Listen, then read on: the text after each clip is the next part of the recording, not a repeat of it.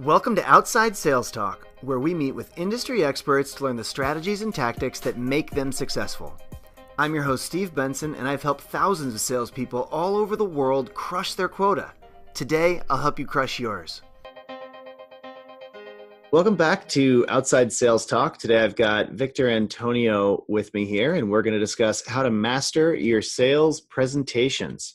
For those of you that don't know Victor is the author of 13 books on sales and motivation, and which is a lot of books. I don't know if anyone's ever tried to write a book, but writing one is hard enough. Writing 13 that's a lot of books. And he also recently launched the Sales Mastery Academy learning platform with over 300 videos on sales. Victor earned a BS in electrical engineering and then his MBA. And he has had a 20-year career as a top sales executive, becoming president of global sales and marketing for a $420 million company. Throughout Victor's public speaking career, he's shared the stage with a ton of top business speakers, including Rudy Giuliani, Paul Otellini, who's the CEO of Intel, and John May, who was the CEO of FedEx Kinko's. So, Victor, welcome to Outside Sales Talk. Thank you for having me on. I appreciate it. Well, let's jump into pumping you for some sales knowledge here. So, as an expert in giving talks on sales and someone who's given countless sales presentations during your career, can you explain why reps must have a presentation process? And by the way, I like the way you said presentation process, not sales process. And I think that's really fascinating. If you zoom back, we all have a sales process, right? But somewhere in that process, you have to do a presentation. And within that presentation, most people don't talk about the fact that there is a process to doing a presentation. When we talk about preparation, getting the presentation ready, what do you do? And so one of the things I always do when I speak, when I do keynotes, or even when I do workshops, is I try to understand, obviously, who my audience is going to be. That's the easy part, right? Now, second is we try to understand what are their pain points, right? We often hear this, right? What are their pain points, Victor? What are their pain points? And so one of the things I do before I do a keynote or a presentation is I typically ask my customers to let me talk to 2 or 3 of their salespeople to see what they're struggling with. Now, what they're basically doing is giving me the blueprint for what I'm about to say from the stage. But I can also use their verbiage. This is important. I can use their verbiage, their language, when I talk to them about their pain. And so if you're an outside salesperson, you're going to go in and see a company, you really have to understand their pain. And so I always like to use the iceberg analogy. We've all heard this, right? 10% of the iceberg you can see, the 90% you can't see. Here's the issue. Most salespeople talk about their features, they talk about their benefits, they talk about their advantage, they talk about the gain. The customers on the receiving end talk about quality, give me service, give me price, quality, service, price. But what most salespeople don't do is look at what I call the unstated or the latent needs. These are things that they're not saying. See, I believe in many cases it's never about pricing. But if I understand the struggles that you're going through, like really understand it beyond feature, benefit, advantage, quality, service, price, if I understand what's holding you back from making a buying decision, from adopting a new software technology, if I really understand what's holding you back, then I can sell to that more effectively when I present to you. So let me ask you a question. For the software you guys sell, what are some of their hesitations? My question to you, what are some of the hesitations when people look at your software?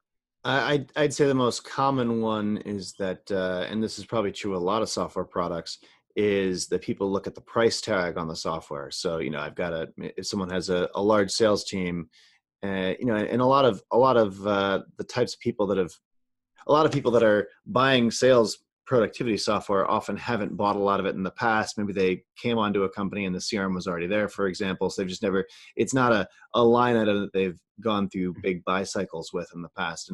And so moving them, overcoming that objection obviously involves, showing them the true value of the software and that sort of thing.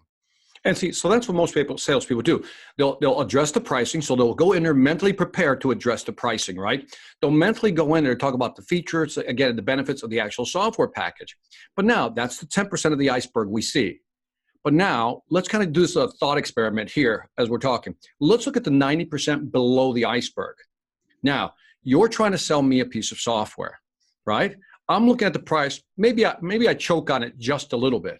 right? Mm-hmm. You try to sell me the value, right? But look, Victor, here's the return on investment. Here's your break-even point. Here's the total cost of ownership. All those wonderful things still at the 10% level, right? You're above the Mm-hmm. ice, above the water. Now, below the water, let's say that I'm the, I don't know, the CIO or the CTO of a company, right? Mm-hmm. Here's what I'm thinking. I have a system already in place. If I decide to go with your system, what's it going to take me to switch over? What's that going to look like in terms of manpower or man hours, right? And then, and what do I have to change? The work, maybe I got to retrain my people. Well, how long is that going to take? And adoption, will people like this or not? Right? By the way, is this integratable? In fact, if we're actually capturing the data, does this tie into our current database? Is it integratable, upgradable, so forth and so on? These are the real issues that I'm thinking about beyond just the feature benefits. And that's what most salespeople don't talk about.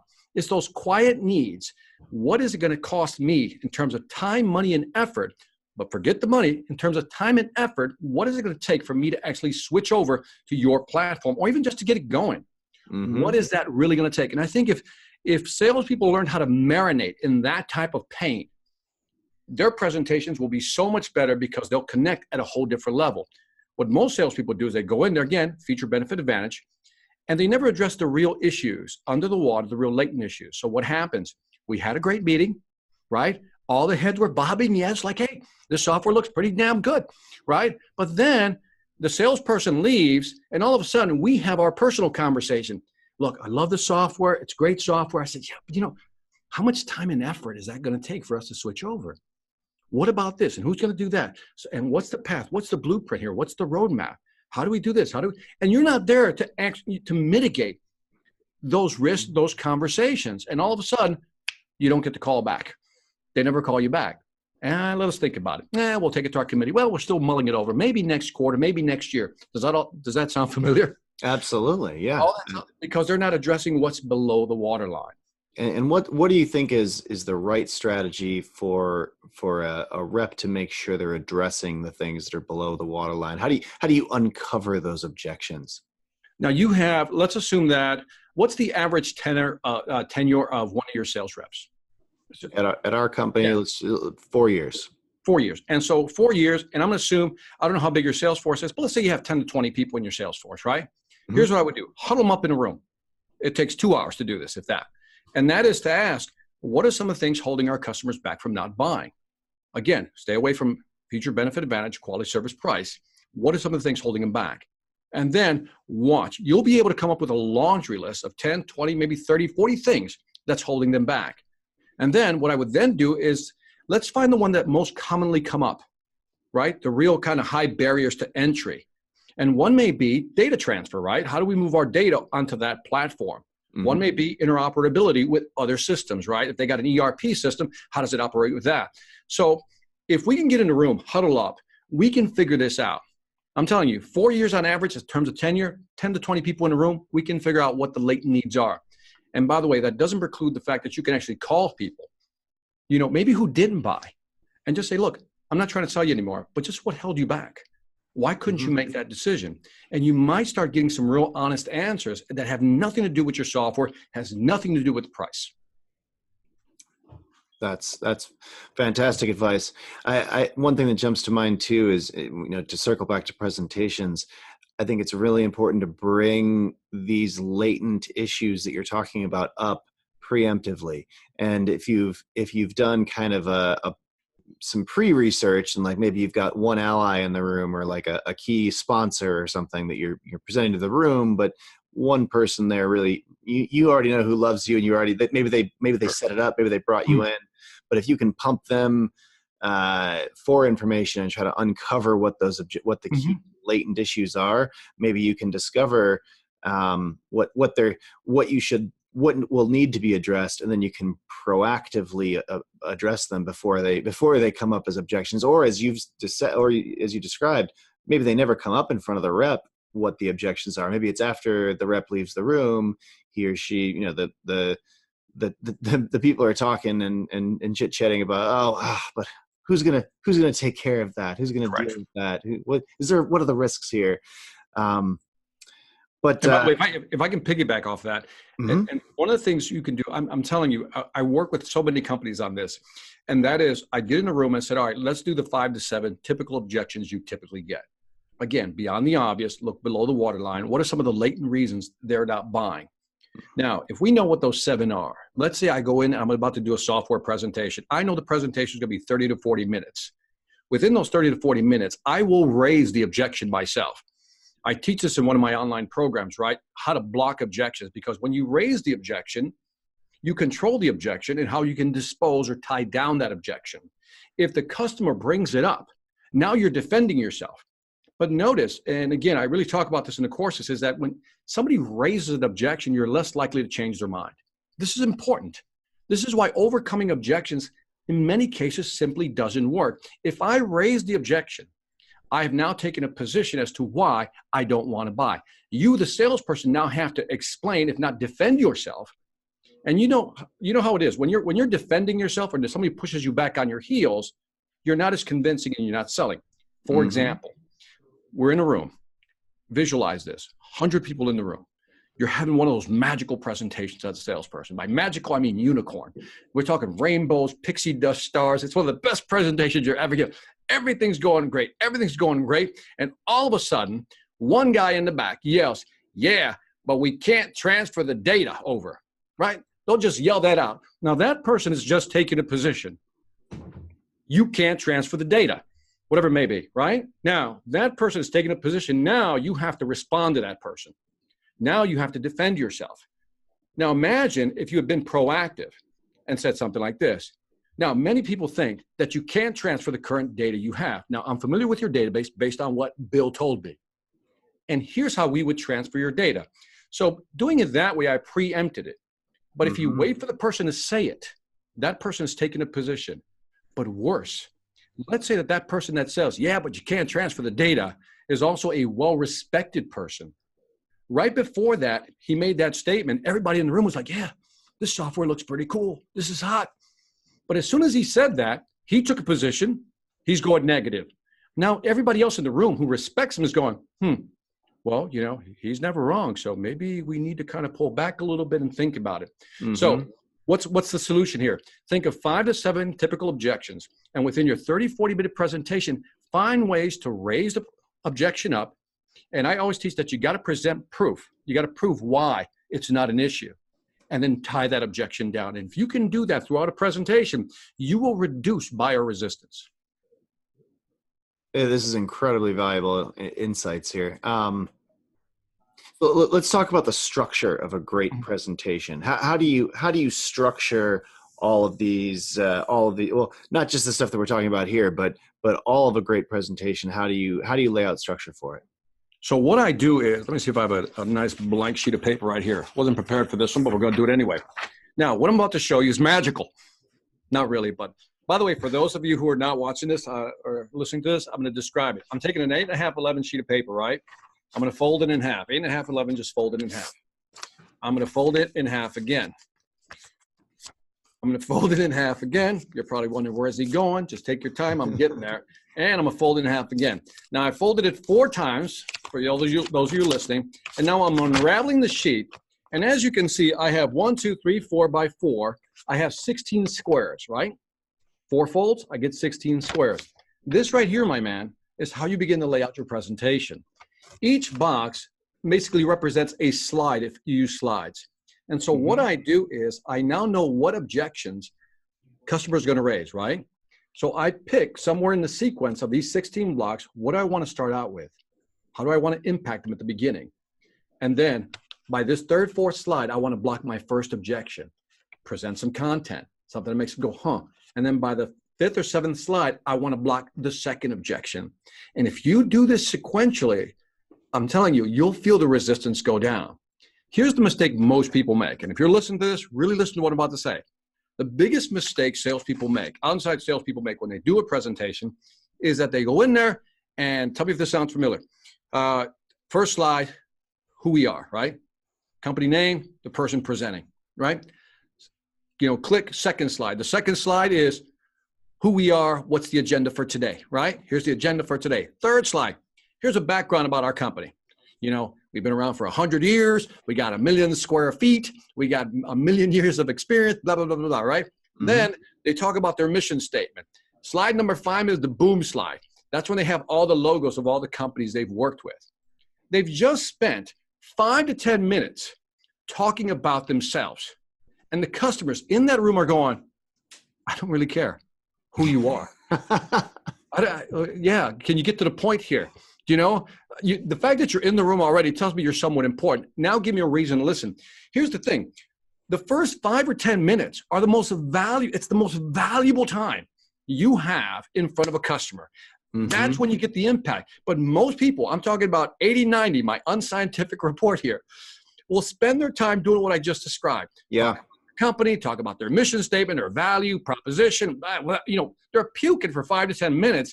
And people in that room going, you know, I got other things to do. Are you going to get to the point? Mm-hmm. Now, let's flip that. What if I start out with basically your pain? What if I just start out by saying, look, I said, before I get going, let me see if I understand your business. And then what I would do is say, this has happened in the market. This has really changed how the market is functioning right now. Right now, I know it's impacting your company this way, and you're probably losing revenues here. Also, because this is happening, here's some of the cost impact that are probably eroding your margins. Third, more competition, which means that now you're looking at losing market share. If we were to add up all these things, does this accurately represent your market today? And if they nod yes, man, you nailed it. You're in their head now, because now they're going, all right, okay, you understand us. I said, that's why we're here. I want to show you how we can capture more revenue, more market share, you know, reduce, blah, blah, blah. And then now they're ready to listen to you. But those 5, 7, maybe 10 minutes are spent on them, letting them know, I understand you. I get you. I feel your pain because I work with enough companies. I know what you're going through. Yeah. Then they're ready to listen to you. Very cool. And I guess, what does the end of the presentation look like for you how do you structure that after you've kind of set up the blockers to those objections? Mm-hmm. How do you change how do you work the product in? How do you work the close in or the conclusion? How do you structure the back half of the presentation? Okay, so think of it. I have something called the hero story. We've all heard the hero story, right? The structure is something like this. It starts out with an event in the market. And so, and again, search online, you'll find the hero story and how I structure that. But what happens is the initial part is highlighting 3 key problems that they're having that you know your product solves. Let me say it again. You kick off by talking about 3 key problems you know they're having that you know your product solves. A, you're also impacted by B, you're also impacted by C. That's why we're here. We have this ABC product software that's going to allow you to do these things. Now, let's talk about the first issue you're dealing with here. Here's how we resolve that or mitigate that, right? Here's a second issue. I'm tying them back all the way back to the first 3. And now, throughout this hero story, overlaid on top of that is my objection blocks, right? So as soon as I present let's say the solution, right? Here's our new software. Now, let's say that one of the things, the objections is they just bought a new system and they don't want to switch over, right? Let's just say that's the objection. I'm making stuff up right now. Sure. So I introduce a new system. I said, now, and then I would say something from the front of me. Now, I know that you've recently bought a system, and the last thing you want to do is go through that pain again. But if I can show you how our system can not only replace what you currently have, but also the implementation time will be this amount of time, whatever it may be, would you at least be open to that? And what do you think most people say? Well, okay, yeah, show me. Now you have to demo something to prove to them. But notice I raised the objection. So simply, the hero story is 3 key problems to empathize with them, right? Then that leads to your solution. Then you demo your solution in terms of how do you solve these 3 major problems they're having. Overlaid on top of that presentation process is really all the objections that you're going to hear. So once you get to your solution, that's when you start blocking the objections, because that's when they're going to come up. And then as you're moving, you solve problem A, solve problem B, solve problem C. Now, during that the presentation sequence, you can probe based on what I've shown you to solve problem 1 or A. Does that make sense? Are there any questions? Because this is important. And then you get a little feedback, right? Now, let me show you the second problem it solves that we've already talked about. You see what I mean? And then I probe again. Third, I probe again. And then how do you close the deal? It's one of those, based on what I've shown you, is there any reason you shouldn't consider this software? Now, it's a question. I've just spent 30, 40 minutes in there. Now, for those salespeople listening to this, you're saying that's kind of bold, Victor, to ask them that at the end. No, it's not. No, it's not. Here's why. I just spent, let's say, the last month or two trying to get all the decision makers in the room, right? The last 2 or 3 months I've spent just trying to get all the decision makers in the room. I don't know how much time and effort that's cost me, but I know it's a lot of emails and a lot of phone calls, a lot of chatting, a lot of phone calls, interviewing people. So I've earned the right to be in that room, and I've earned the right to ask for the next step, the advancement in the sales process. And most salespeople don't feel that they earn that right. They think like beggars. Right? They think like beggars. By that, I mean, they show a product and like, can you please buy it? Please? Right? When in reality, I am bringing a product that's going to help you make more money. It's going to save you money, expand your market share. You're lucky I'm here to actually show you my product. That's the difference in mindset, right? I love it. I love it. You're lucky I'm even here. So I heard a phrase, we're value merchants, and I've always loved that. We are merchants of value. So when we bring something, it's a value, because if I can sell you a software product that's going to help your company grow, I am helping your company be more stable. Now, your company has 100 people, for example. These 100 people now have better job opportunities because guess what? My software is helping them. By the way, every person in that company has at least one spouse maybe and 2 kids. So that means I'm helping 3 more people, right? This is how I look at it. Now, I'm also helping my company because when I sell, I also ensure that my company survives. And so that's the mindset a lot of salespeople don't have. They're afraid to ask because they don't think they've earned the right to ask. To which I say, my ass, you spent all that time, you get to ask. I want the next stage in the commitment. And most people won't ask for it because they're afraid of what they might hear. Right? Right. And I want to hear it. I want to hear it. Good or bad, I want to hear it. Sure. Well, in a sense, that close that you just put out there is eliciting for any other objections as well. Not only is it asking for the business, you're saying, hey, well, is there any reason that you guys aren't going to move forward? That's both asking, are you going to move forward, and it's also eliciting any further objections out there. I think it's a great way to end a conversation, or to present the ending of the conversation. And again, in many cases, it's a B2B sales cycle, which means you're not going to close the deal right there in terms of here's the money, but you advance the sale to the next step. And I want to leave there knowing, whether there's going to be a next step or not. And what that next step is, and who's responsible for it on my side, and what are the next steps on their side that they're responsible for. Your point is well taken. Let's emphasize that. I should know what the next step is. If the next step is a field trial, then my hero story should lead to the field trial. Based on what I've shown you, is there any reason we shouldn't begin a field trial next week? I should know what my outcome is. I shouldn't guess. I should know what it is before I walk into sales. What do I want out of this meeting? And I'm going to ask for it. Now, if you don't get it at the end, in many cases, because something in your presentation, your hero story, you didn't do something right. You didn't say certain things. You didn't block the objections. You didn't make them feel comfortable, whatever it may be. There's a lot of dynamics in that. And so when I work with companies, we usually work with those dynamics. And what I typically do is when I work with the companies, I'll show them a process like this, right, with the cubes and everything. We walk through this hero story, find out what the salient points are, figure out what the objection block should be, and then we structure that. I teach them how to do that. And what's beautiful about that is that after that, they know how to do it themselves. And for different products, they can create similar presentations. It's all related. Well, what about a situation where you're selling something, and I know a lot of our customers are in this situation, which is why I bring it up. You're selling a product where there are very similar products on the market.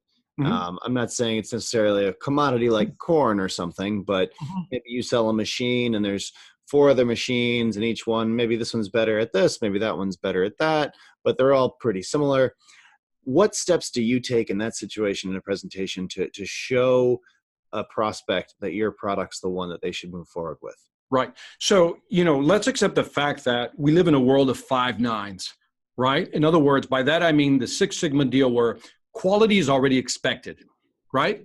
Mm-hmm. Quality is a given. Quality used to be a differentiator. Now it's a given. So we live in a world of where everything is at parity. You know, it's the equality of quality. Everything's almost the same. Even if you came up with a new bell today, somebody will invent it tomorrow, right? And just add that bell. Mm-hmm. To which I always say, it's not what you sell, it's how you sell. I got 4 people in front of me trying to sell me something that's very similar. I'm looking for the person that looks underneath the waterline, that is selling that piece of it to me, that is making me feel good about that piece. Everybody can take care of the feature, benefit, advantage deal. Got it. Everybody got that. But what if I told you, I said, look, one of your hesitations is that you're worried about the changeover. Now, let me walk you through our blueprint, our process of how we do that with customers. Step 2, phase 3. Now, when we've done that with our customer, accuracy, data integrity has been, and we've implemented this, and we have a track record. Mm-hmm. This is why I'm here. You can buy the product already. Showing that customer proof is really important here. It is, but also making them feel like, remember, I have anxiety, right? Because what is sales about? Sales is all about raising certainty and reducing anxiety. Raising certainty and reducing anxiety. Yeah. Okay, great. You've raised my certainty that this product is good, if not equal, to what else is on the market. Got that. Thank you very much. I appreciate your time. But I still am anxious about you implementing or me having to do this.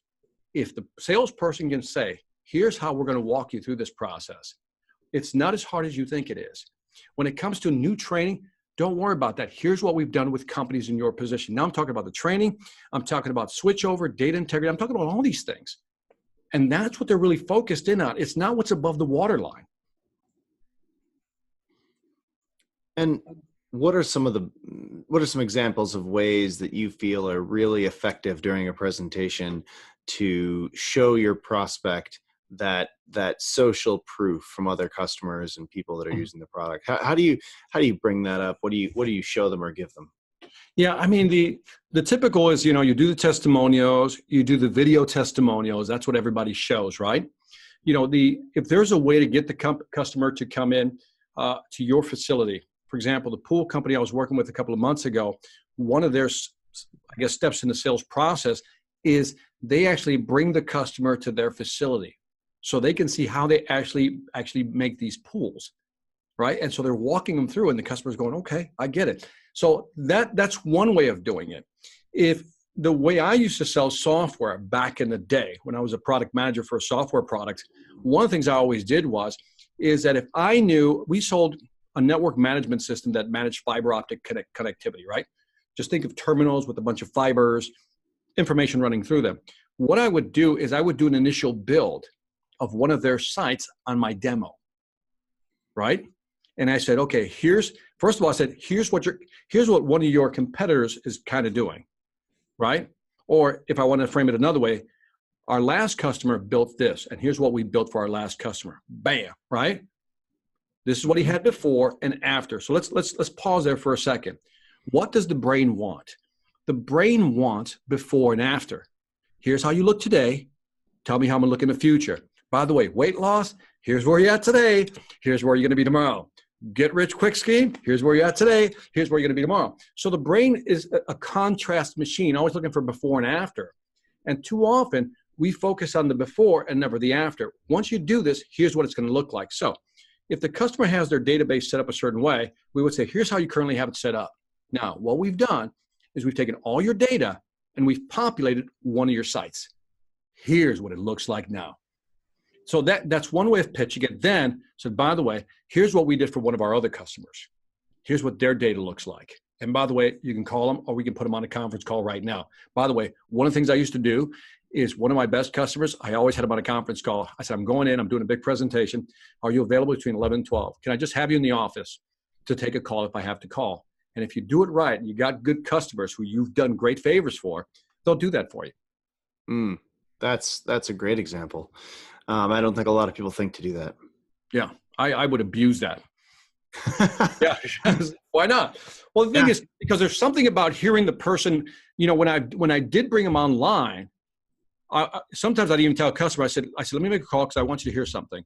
And I said, this is a customer down the road that implemented it, right? Mm-hmm. I said, by the way, and I'll say, Bill, I'm in the conference call with da-da-da. He wants to hear your perspective on what it took to implement the system. Notice I said implement the system. Forget, everybody's almost the same, but here's what it took to implement the system. And then I would ask questions like, well, how tough was it to port your data? In terms of data integrity, did you suffer any losses there? Did you have any, were your operations delayed, blah, blah, blah? Did that impact your delivery? He's like, no, it didn't, Victor. Here's kind of what we did. And then now the customer's engaged. And if I can get the customer to ask questions, this is good. If you can get the customer to ask the questions to the person on the phone, you got it. One trick that I've used for years, and I that you talking kind of jogged here for me. By the way, we don't use tricks. We use tactics and strategies. That's it. That's right. Yeah, a tactic that I've used. I guess it's not a strategy, but it's a tactic. I've like during the conversation, I'll be like, oh, and I could totally introduce you to a customer. Like when I find like a sticking point or one of those below the surface objections, I'll say, hey, and I can introduce you to someone who's already been through this and can speak to how they did it and give you any best practices or tips and tricks that they found along the way, tactics and strategies they found along the way. But then I'll introduce the prospect to a customer of mine that I know is happy and successful with with using our product, and I'll just introduce them over email. And I'll be like, hey, I wanted to introduce you guys. This person is thinking about implementing this, and this person's been really successful at it, and I really appreciate if you offer to take the time to spend 15 minutes on the phone with him, kind of going over best practices. And great tactic. And then I'll walk. I won't be involved in that conversation. I won't even offer to be involved in the conversation. And I feel like they'll go and talk, and they'll have a really candid conversation in a way that they couldn't be as candid if I were there. They couldn't. That's correct. It always feels like it's a little forced and not honest. But like if I'm not there, it's just straight from the horse's mouth. Here's a guy that did it, and it forces. I liked how you said, make sure that they're asking the questions, because and this forces them to ask the questions because you're not even there to hold their hands. Right. And I think if towards the end you'll say something like this, you say, Mr. Customer, what I'm going to do is I'm going to give you, John's on the phone. Say, John, I'm going to give him your contact information. Is that okay with you? He's going to say, yeah, sure, Victor. Give him that information. Here, if you have any questions, I said, and I'm going to encourage you. Say something like that. I'm going to encourage you to call him on the side, just based on what you just said, because I want you to have those candid conversations when it comes to implementation. Yeah, so I'm cool. Not there. Yeah, and if you've got confidence in your product, and then you can do that. I mean, don't do this if you're not confident in your product. But if you are, you shouldn't be selling the product if you're not confident in it. That's yeah, exactly. But so I loved your close. How do you move into the? Can you walk me through how you move into that, or do you just how do you move towards that ask at the end? How do you do that? So it's a glide path, right? This is where I think most people struggle because they think it's a switch at the end. Okay, switch to close, and I think that's the wrong. You're closing throughout. The close begins once I present my solution. Remember, I started out with their pain points, right? Mm-hmm. 3 things below the waterline. Now I introduce my solution. I'm blocking objections, but as I'm blocking objections, I know I'm reducing resistance. I know that. Now, as I show something, I'm looking for some type of confirmation based on what I've shown you. Is this something that you can use? Is there something you would add to this? And so what am I doing? I'm talking to them. I'm having this conversation, right? So now that we've shown you this, I need to show you this because we did talk about this. Now, when we do this, here's how we do it. But here's what's cool about it. Got to have some ahas in there, and you got to have insight. And as I always say, my definition of insight is information beyond the obvious. Don't tell me what I already know. Tell me things that make me go, I didn't know that. Didn't think about it that way. You can actually do that. When you have those type of responses, you're doing well in your presentations. And so as I'm going through my product presentation, I'm seeking confirmation that I'm on the right track. Did I miss anything? No. All right, well, let me go on to this one. And then when I get to the end, it's a natural ask. I said, so we've gone through all these features. Now let me turn around on you, Mr. Customer. Is there any reason we couldn't start a demo next week just to see how this works within your company and actually look at the data and see if this makes sense for both of us. But it won't feel forced. But if you're waiting to the end, some people, what they'll do is that they'll wait to the end and they look almost like they're looking for the way in to ask for the close, and it feels awkward. Mm-hmm. And the majority of salespeople, I think the number was like 64% never asked for the order or the next stage in the advancement stage. Mm-hmm. So that's shocking. By the way, before I forget, there was I think it was InsideSales.com or CSO Insights, and I apologize if I misnamed which one it is, but they basically said that I think it's only like 15-20% of executives found a presentation by a salesperson actually valuable. I think it was only like 18%. The rest found it not valuable, and only like 6% would take a second meeting. What does that tell you? That tells me that salespeople's presentations aren't adding enough value. It's not consultative enough. It's not. They're not bringing expertise to the table, and that's a key. Yeah. I always talk to my salespeople on the team. One of the points I try to get across is, if they just wanted to do basic research on us or the product, they've probably been to the website, right? So you want to feel things out early. If someone feels like they know a ton about something, don't stick to the script, fly through those 10 slides in, 10 seconds each and get onto get into the deeper stuff, because you really have to be able to adjust on the fly.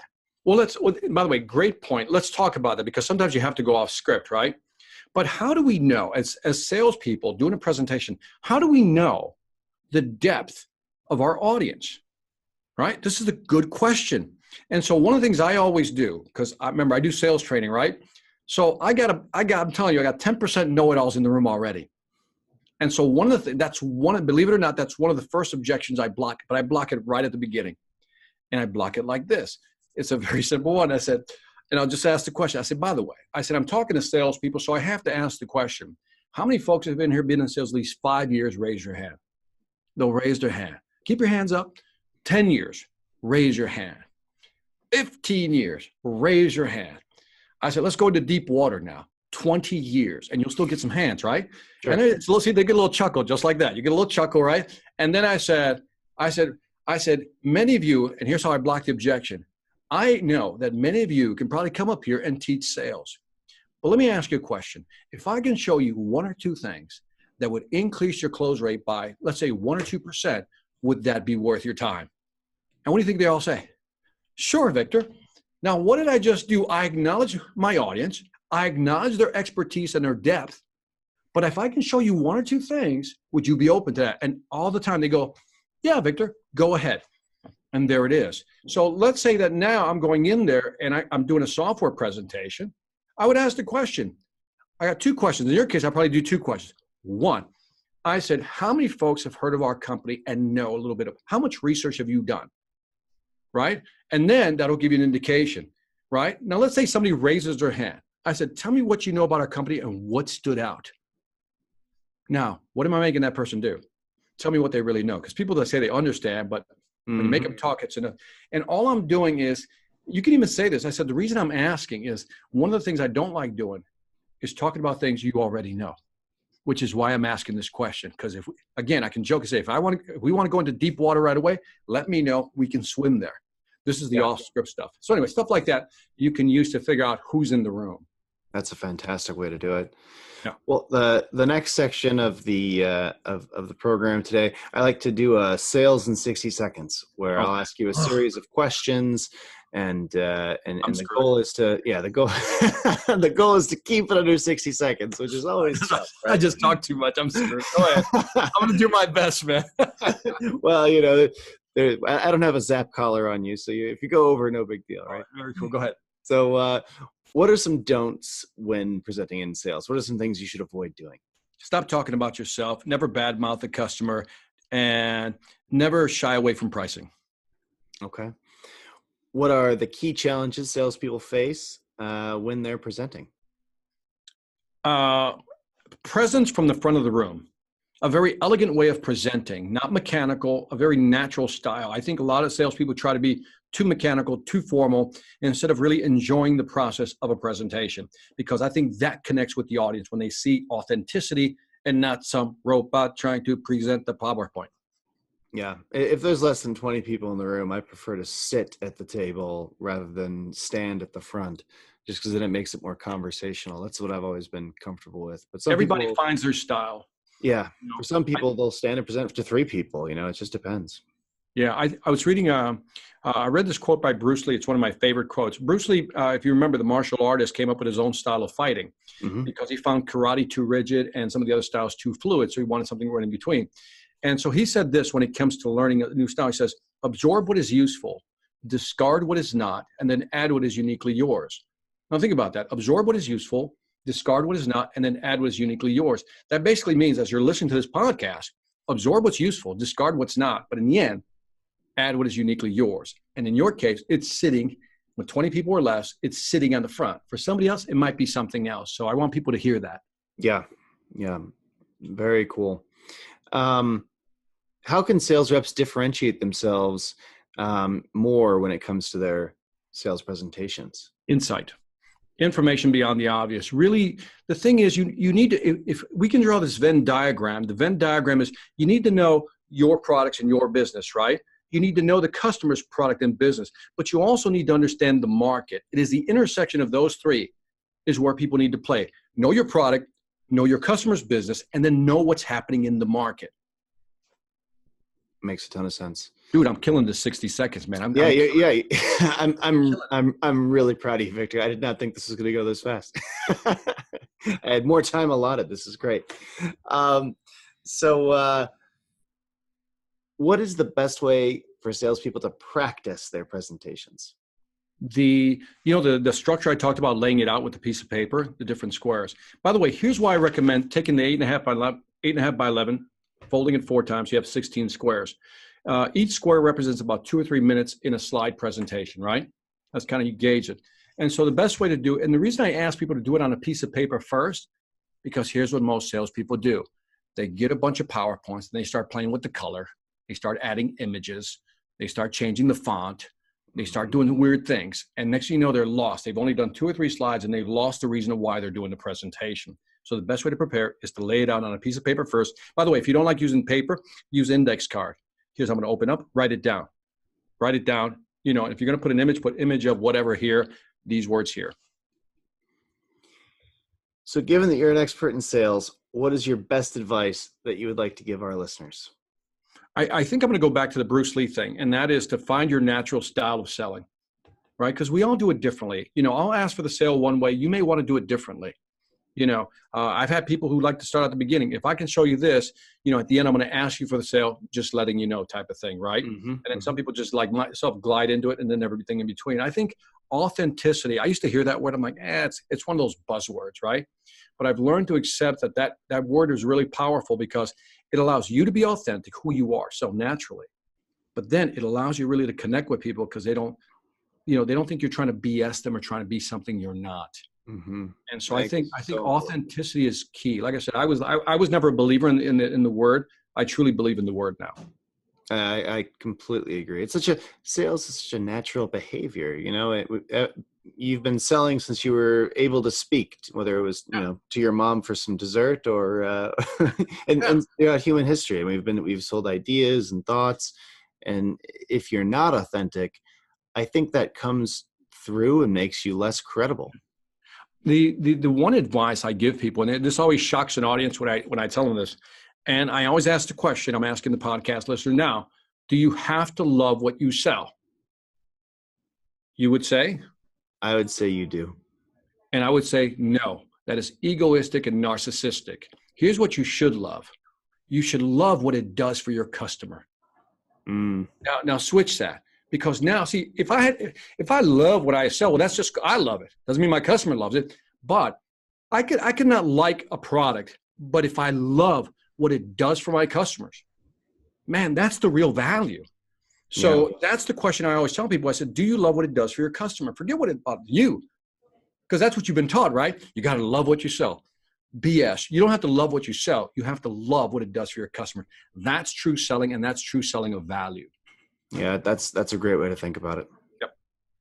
Well, as a final takeaway for these guys, what what should the field salespeople listening today do as a first step to get started on mastering their sales presentations? Oh, great. First thing to do is you go to my Sales Mastery Academy online and you join, right? Which is, how's that for a sales pitch? It's $29.99 a month. So, and we have like 34, 35 different courses. I'm adding courses every month. And it's almost like a giant toolbox. If you have a problem with presentation, I got a course for you. If you want to learn how to block objections, got a course for you. So I made it affordable, and I think it's one of the greatest investments. Think about it, $30 a month, even if you only do it for 6 months, run the numbers. It's $180. Sure, it's nothing. Yeah, it's nothing. So just go to victorantonio.com. Yeah, I like that pricing strategy too, because we went through the same thing, right? Like, do we charge $300 a month and have a lot fewer people use it, but than just the people that really kind of have the dough and are in have a head wound pain around around what we do, or do we make it cheap and have a lot of people use it? And we went with the cheap, a lot of people use it strategy. We're at $35 a month, and that was. I think that's one of the smarter things we did. And we were talking, so some investors that I talked to were like, you are way undercharging for this. This should, the sweet spot here. I get the same thing also. I get the same. It's really, I've learned not to look in anybody else's lane.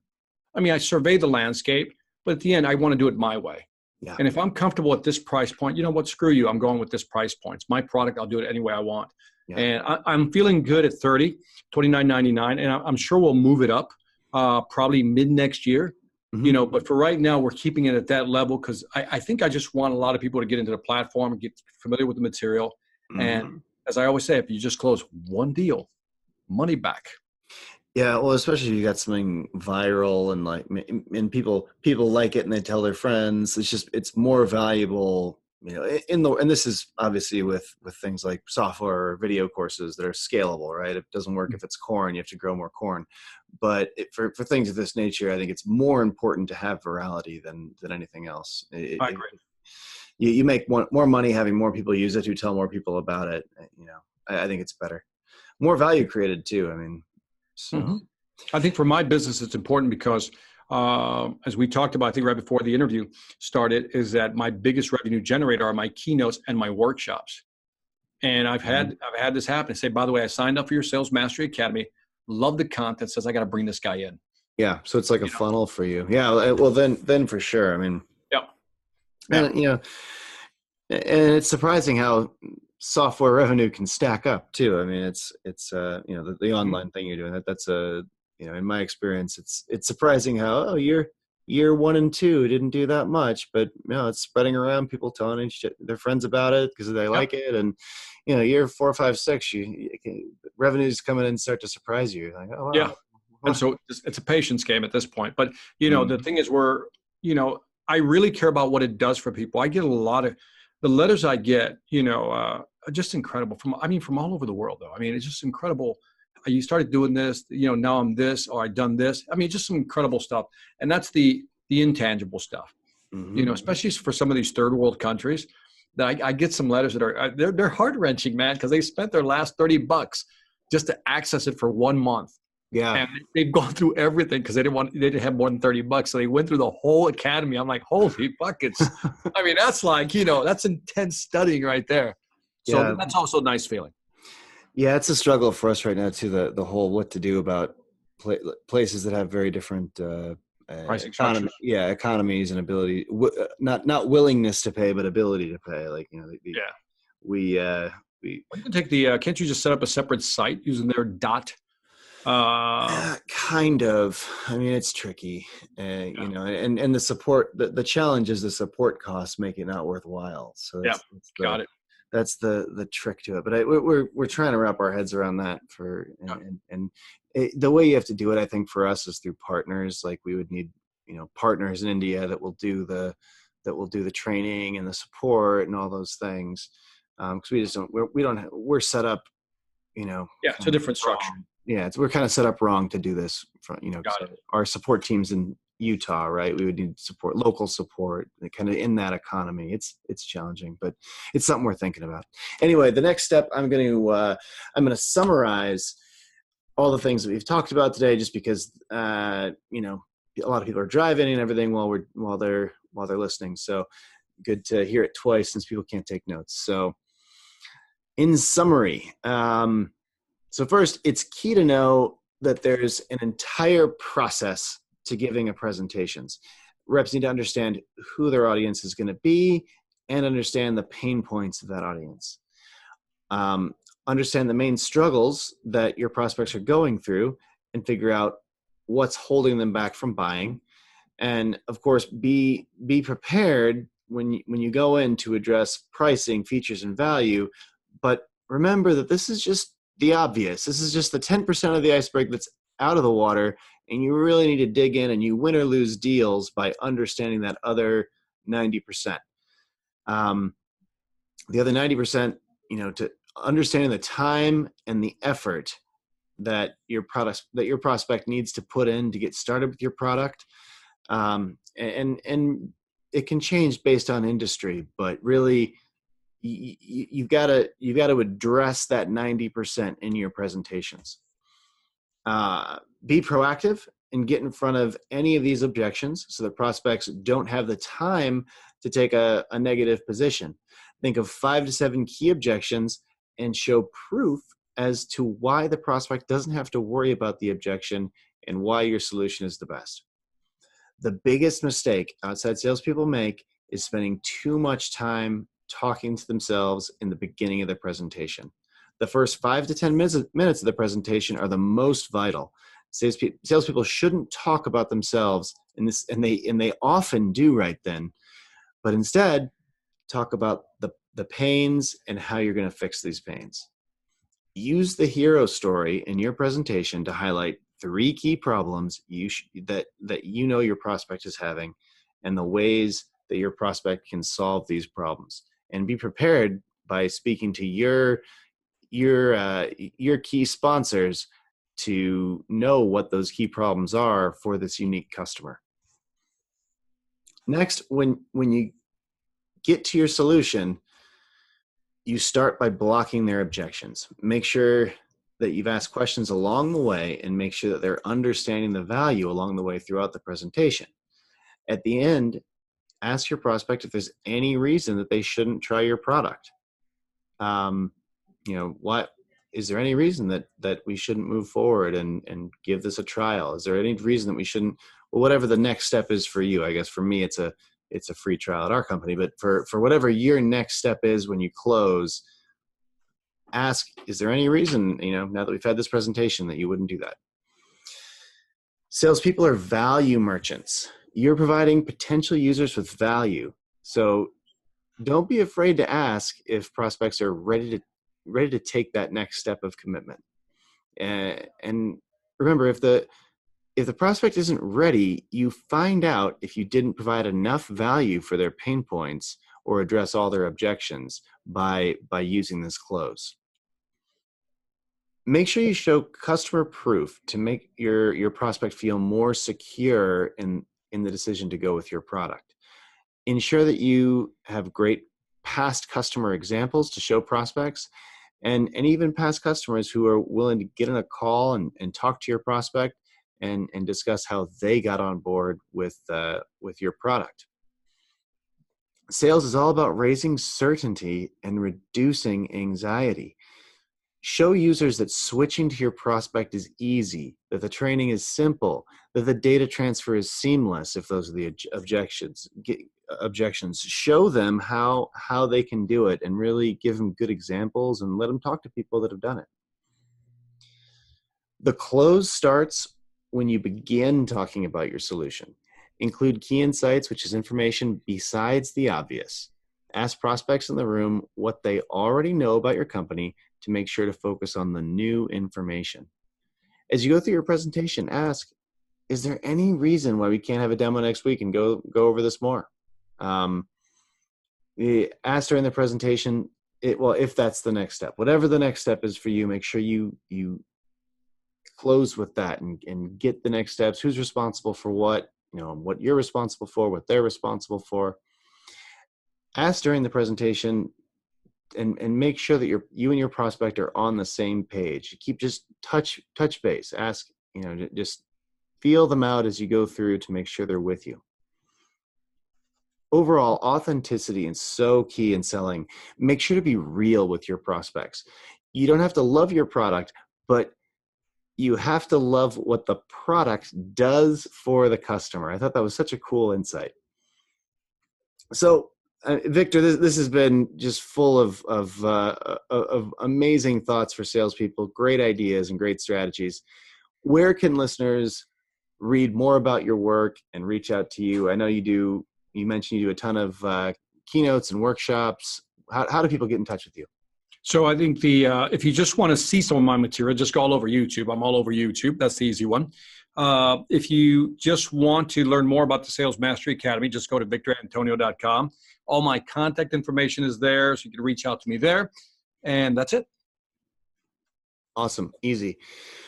Well, we'll put that in the notes, of course. So everybody, I hope you've enjoyed this episode of the Outside Sales Talk. If you have any feedback or suggestions, feel free to reach out to me at feedback@outsidesalestalk.com. If you like the podcast, please like and subscribe. It helps us spread the word and get more salespeople like you to find out about us. Take care until next week.